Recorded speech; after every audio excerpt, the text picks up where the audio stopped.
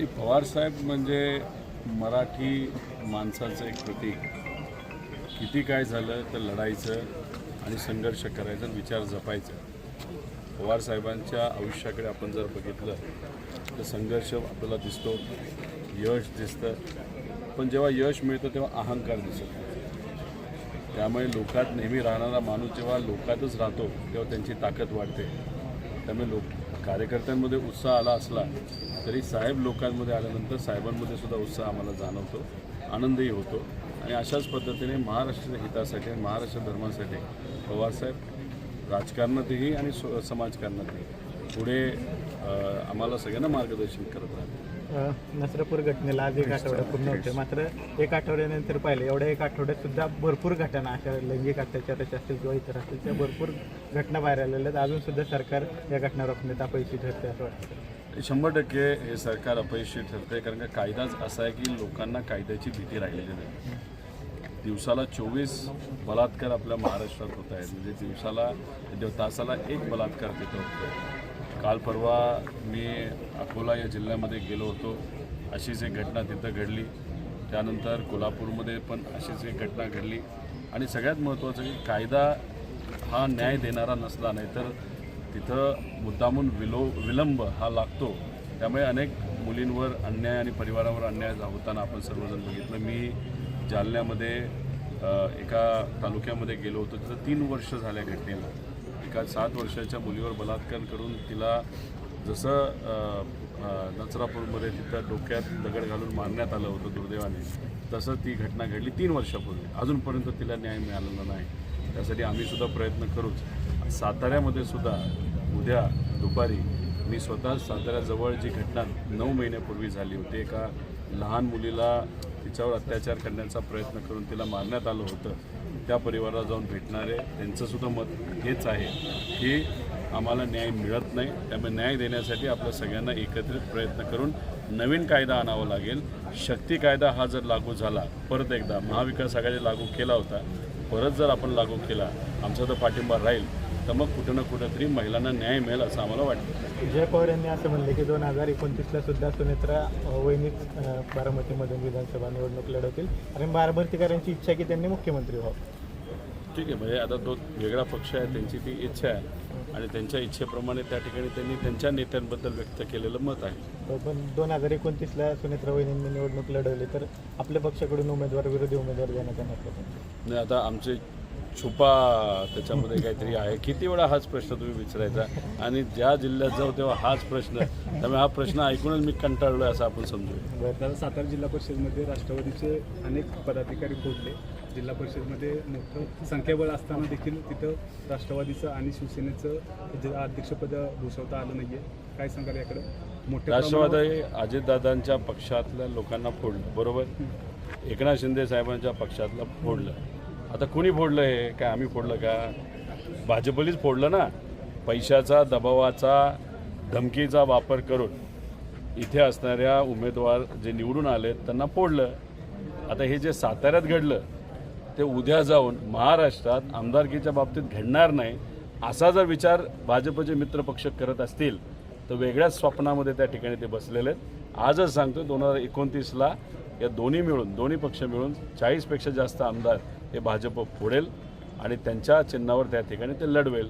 तेव्हा कुठलंच स्वप्न बघता येणार नाही. पळताभुई त्या ठिकाणी थोडी होईल. त्यामुळे आजच ती वेळ आहे. भाजपच्या विरोधात ज्या पद्धतीने आम्ही रस्त्यावर उतरून तिथे लढत आहोत तसं लढा. लोकांचा विश्वास जिंका. सत्ता नक्कीच उद्या आपल्या सगळ्यांच्या विचाराची येऊ शकते, म्हणजे भाजपच्या विरोधातल्या विचाराची.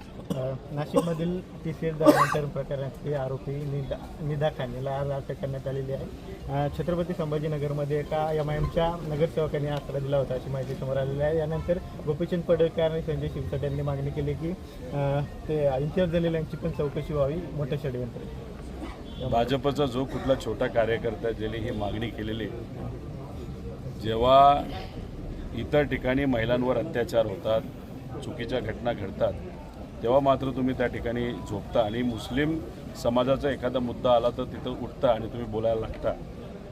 कुठल्याही समाजाचा, धर्माचा एखादा व्यक्ती असो, त्या व्यक्तीने जर अन्याय केला असेल तर त्याच्यावर कारवाई झालीच पाहिजे. त्यामुळे TCS प्रकरणामध्ये जी जबाबदार महिला आहे तिच्यावर तर कारवाई झालीच पाहिजे. आता MIM हा पक्ष हा बी टीम कोणाची आहे माहिती आहे ना. आत्ता नगर परिषद, नगरपालिका, महानगरपालिकेमध्ये जे इलेक्शन झाले त्याला मोठ्या प्रमाणात आर्थिक रसद ही भाजपली पोचवली होती.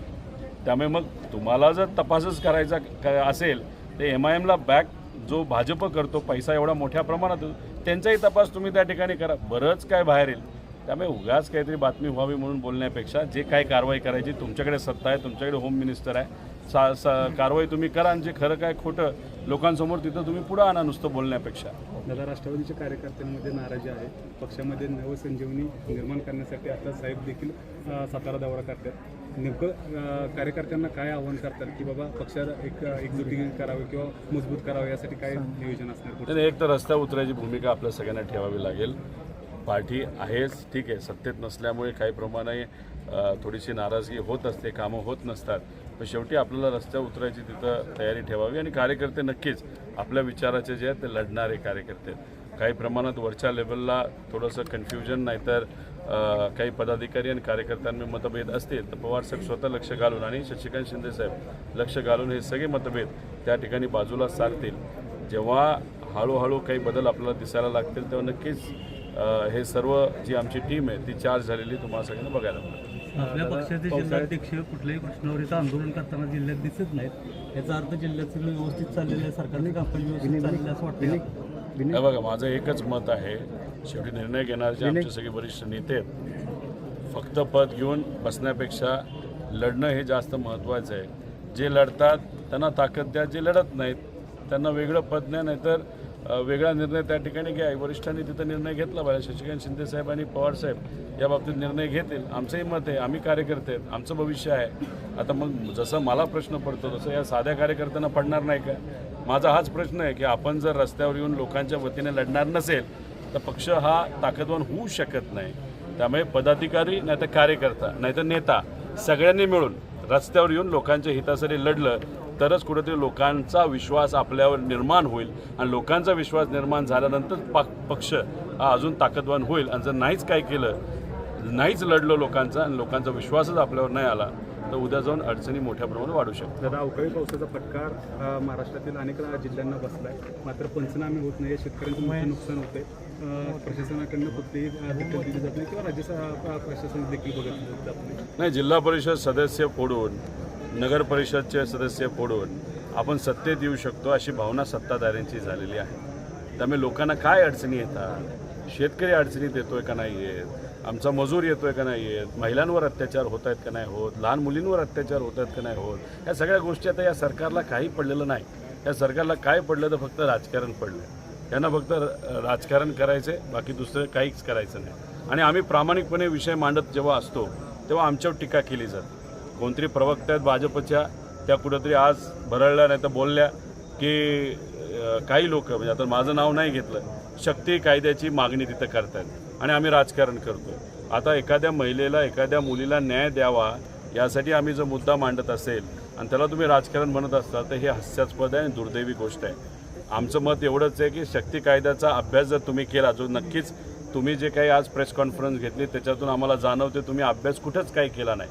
तुमच्यासाठी काय महत्त्वाचं आहे ते व्यक्तिपूजन महत्त्वाचं आहे. नेत्याला खुश करायचं, पदं मिळवायची. अरे शक्ती कायदा बघा, त्याचा अभ्यास त्या ठिकाणी तुम्ही करा आणि त्याच्यामध्ये जो काही टाईम लिमिट टाकण्यात आलेले आहे आणि प्रत्येक जिल्ह्यामध्ये एक तिथं महिलांसाठी खास कोर्ट करण्याची भूमिका त्या शक्ती कायद्यामध्ये होती. आणि सगळ्या गोष्टी जर केल्या आणि दिवस जर कमी केले आणि तपास लवकरात लवकर झाला तर न्याय या मुलींना त्या ठिकाणी मिळू शकतो, त्या महिलेला तिथं मिळू शकतो. पण नाही, व्यक्तिपूजन करायच्या नादामध्ये फक्त सरकारची स्तुती करायची, बाकी दुसरंही काहीच करायचं नाही, असं कुठंतरी या सर्व नेत्यांचं मत आहे.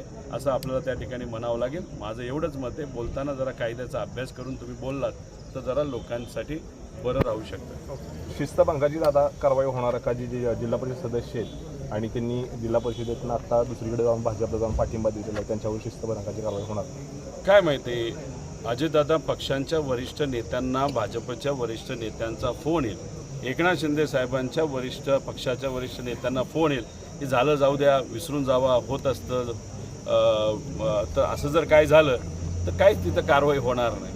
काय पक्ष वेगळे असले तरी यांचा बोलता धनी नाहीतर या पक्षाचे मालक हे भाजपच आहेत. भाजपच या दोन्ही पक्षाला चालवते. भाजप स्वतःला चालवते आणि अजितदादांच्या आणि एकनाथ शिंदे साहेबांच्या पक्षाला चालवते. आता वेगळं काय आपल्याला बघायचं आहे. जर धाडस खरंच झालं असतं ना, आज ज्या काही परिस्थिती चालल्या, आपला एखादा कार्यकर्ता पदाधिकारी निवडून येतो आणि त्याला सहजपणे भाजप फोडत असेल आणि बोलायला साधा एक शब्द जर तुमच्या तोंडातून निघत नसेल तर किती तुम्ही स्वतःचा पक्ष दावणीला लावलाय भाजपचे हे सिद्ध होतं. मग लढाईची भूमिकाच तुमची नसेल तर मांडीला मांडी लावून फक्त 29पर्यंत बसा, नाही तर इलेक्शन आधी झालं तर तोपर्यंत बसा, नंतर मात्र पक्ष राहतील का नाही असं सुद्धा प्रश्न निर्माण होऊ शकतं. लढाईची कुठंतरी भूमिका जर ठेवली तरच पक्ष टिकू शकतो असं माझं मत आहे.